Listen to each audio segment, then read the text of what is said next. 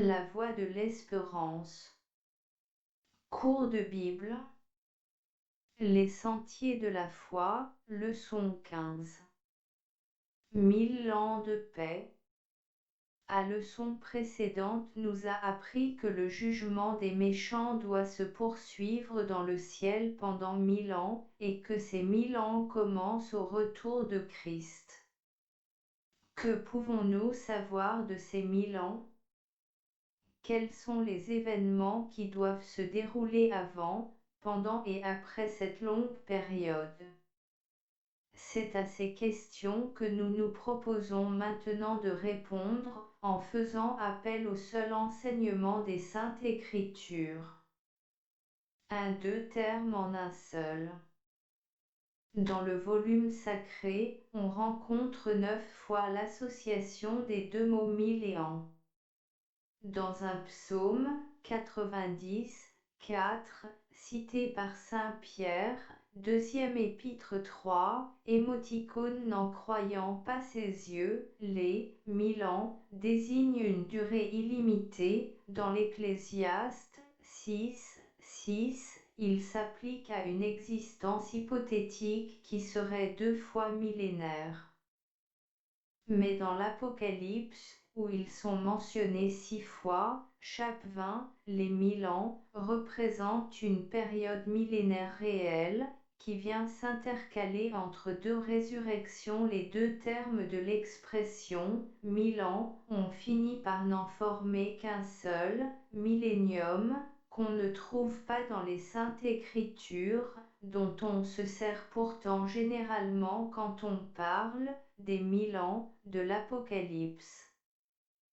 Question: combien de fois l'expression « 1000 ans » apparaît-elle dans les Saintes Écritures avec le sens de période millénaire réelle?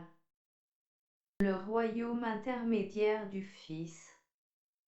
Le millénium constitue une phrase préparatoire du royaume éternel du Père, c'est le royaume intermédiaire du Fils. Le but de ce royaume est d'achever l'œuvre de la rédemption, en faisant rentrer l'univers dans l'ordre d'où il était sorti par la révolte de Lucifer et de l'homme. Une fois l'ordre rétabli, l'autorité totale revient au Père, maître incontesté de l'univers pacifié. Mais le Christ ne règne pas sur la terre, il règne dans le ciel avec les rachetés. Rappelons-nous sa promesse aux disciples, Jean 14 verset 3, « Lorsque je m'en serai allé, et que je vous aurai préparé une place, je reviendrai, et je vous prendrai avec moi, afin que là où je suis, vous y soyez aussi. » Saint Paul dit aussi que l'Église, au moment du retour du Christ, est enlevée au ciel. 1 Thessaloniciens 4, 16, 17. Enfin, saint Jean déclare, Apocalypse 20, 4,6, que les justes seront sacrificateurs de Dieu et du Christ, et qu'ils régneront avec lui, le Fils, pendant 1000 ans. Or, le Christ, pendant les 1000 ans, est aussi juge. Assisté des élus, il juge les méchants et les anges déchus. Voir leçon précédente, relire Jean 5, 22, 27, Romains 2, 16. Saint Jean a contemplé la scène de ce jugement, et je vis trône, et à ceux qui s'y assis fut donné le pouvoir de juger. Apocalypse 20, 4. Question A. Que constitue le millénaire? Question B. Où et avec qui Jésus règne-t-il pendant les 1000 ans? Question C. Quelle fonction ajoute-t-il à celle de roi? La terre retourne au chaos. Qu'en est-il de la terre pendant les 1000 ans? Elle retourne au chaos. Elle est dépeuplée et désolée, informe et vide, comme avant l'organisation de la matière. un vrai tohu-bohu. Cette dernière expression est une adaptation des mots hébreux tohu-vabohu, qui signifie informe et vide, et qu'on retrouve, mis à part Genèse 1, 2. Sous la plume du prophète Jérémie, 4, 23 à 26, lorsqu'ils décrirent la condition de la Palestine après le jugement qui doit la frapper, jugement local servant de type au jugement universel qui, pendant 1000 ans, doit ramener notre terre à elle étatique d'avant la création. Je regarde la terre, dit le prophète, et voici, elle est informe et vide, les cieux, et leur lumière a disparu. Je regarde les montagnes, et voici elles sont ébranlées, et toutes les collines chancellent. Je regarde, et voici, il n'y a point d'homme, et tous les oiseaux du ciel ont pris la fuite. Je regarde, et voici, le Carmel est un désert, et toutes ses villes sont détruites, devant l'Éternel, devant son ardente colère. Et le prophète Ésaïe déclare à son tour, 13, 9, voici, le jour de l'Éternel arrive, jour de colère et d'ardente fureur, qui réduira la terre en solitude, et en exterminera les pécheurs. Les saintes écritures ne sanctionnent pas l'idée d'un âge d'or terrestre pendant les 1000 ans.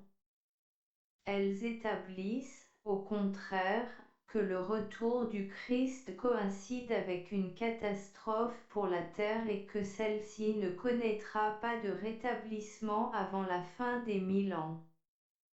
Question: que devient la terre pendant le millénium? Satan est lié.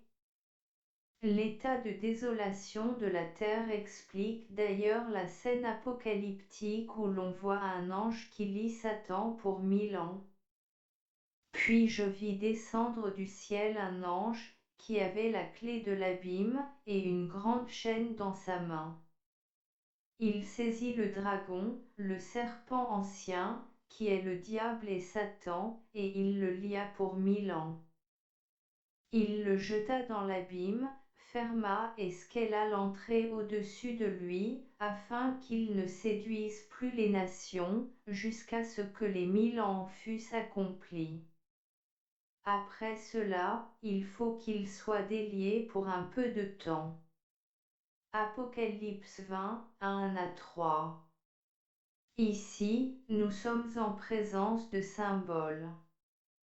La destruction préventive des méchants au moment du retour du Christ et l'enlèvement de l'Église dans le ciel ont privé la terre de ses habitants. Du fait même que Satan ne peut plus travailler à séduire les âmes, qu'il est contraint à l'inactivité et à l'isolement, il est lié par une chaîne de circonstances et placé dans l'impossibilité de nuire à qui que ce soit. Pendant sa retraite forcée, il se promène sur la terre déserte, contemplant partout les conséquences de sa rébellion dans le ciel et de son œuvre sur la terre. Tout autour de lui, il ne voit plus que ruines et désolation. Ainsi donc, durant le millénium se déroule, dans le ciel, le règne intermédiaire du Christ et le jugement des méchants par les rachetés, tandis que la désolation couvre la terre où Satan est réduit à l'inactivité. C'est ce que l'enseignement des Saintes Écritures nous permet d'affirmer. Question: quelle est la signification du fait qu'un ange vient lier Satan pour 1000 ans? Avant le millénium. Le millénium est placé entre les deux résurrections, mais ces deux résurrections sont aussi encadrées d'événements importants qu'il convient de signaler. Quoique plusieurs d'entre eux se déroulent simultanément, nous ne pouvons mieux faire que de les énumérer les uns après les autres. Le fait central qui précède les 1000 ans est le retour en gloire de Jésus. Il vient après l'accomplissement des signes précurseurs de retour, Luc 21, 28 à 33, après le grand triage, ou la séparation des bons avec les méchants, Matthieu 25, 31 à 33, et tout de suite après la fin du déversement des 7 coupes, ou fléaux, décrire dans l'Apocalypse, chapitre 16. Le retour de Jésus est accompagné de 4 événements. La résurrection de tous les justes morts depuis le meurtre d'Abel jusqu'à la fin. C'est la première résurrection. Le Christ a dit, « La volonté de mon Père est que quiconque voit le Fils et croit en lui ait la vie éternelle, et le ressusciterai au dernier jour. » La transformation des justes encore vivants, qui se joignent aux ressuscités. 1 Corinthiens 15, 50 à 53, 1 Thessaloniciens 4, 16, 17. Le rassemblement de l'Église et son enlèvement dans le ciel. Matthieu 24, 31, 1 Thessaloniciens 4, 17. La terreur des méchants et leur destruction par l'éclat de l'avènement du Seigneur. Il s'agit d'une mort préventive, les méchants, tous les méchants, devant ressusciter au terme des 1000 ans pour recevoir l'application de la peine prononcée sur eux pendant les 1000 ans. Apocalypse 6, 15 à 17, 2 Thessaloniciens 1, 7-10. Question A. Quel est l'événement principal appelé à se produire avant le millénium? Question B. Quels sont les grands événements qui l'accompagnent? Après le millénium.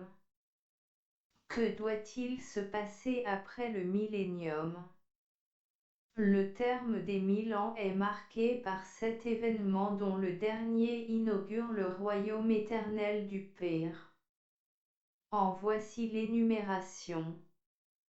Le Christ, ses anges et la multitude des rachetés descendent du ciel sur la terre avec Nouvelle Jérusalem.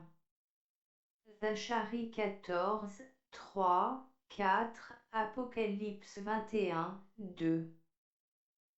Tous les méchants tant ceux qui sont morts à travers tous les siècles que ceux qui furent détruits par l'éclat du retour du Christ au commencement des 1000 ans ressuscitent pour recevoir leur châtiment. Jean 5, 29, dernière partie, Apocalypse 20, 5, première partie. Satan est délié, c'est-à-dire que la résurrection des méchants l'enlève son isolement, et lui fait retrouver de nouvelles victimes sur qui exercer son pouvoir. Il les pousse à la guerre contre la Nouvelle Jérusalem et ses habitants. Apocalypse 2, 7, 8. Conduits par Satan, méchants investissent la Nouvelle Jérusalem et lui livrent un assaut acharné, Médien intervient, les convainc de leur culpabilité et les contraint à adorer son Fils glorieux. Apocalypse 20, 9, 11, 12. Les méchants sont détruits, Satan et ses suppôts subissent un châtiment exemplaire, le mal n'existe plus et la mort est anéantie à jamais. Apocalypse 20, 9, 10, 14, 15, 21, 8, 1 Corinthiens 15, 26. La terre, purifiée par le, est restaurée dans sa beauté édénique. Deuxième épître de Pierre 3, 10, tout le chapitre 21 de l'Apocalypse. Le Fils remet le régner à son Père. C'est l'heure du rétablissement de toutes choses. Acte 3, 21. Ainsi, Dieu est tout en tout. 1 Corinthiens 15, 28. Alors s'accomplira la parole prononcée par Habacuc le prophète. 2, 14. La terre sera remplie de la connaissance de la gloire de l'Éternel, comme le fond de la mer par les eaux qui le couvrent. Question A. À quel moment a lieu la seconde résurrection et quel est son but? Question B. Qu'advient-il finalement de tous les méchants? Question C. Son œuvre terminée, que fait le Christ?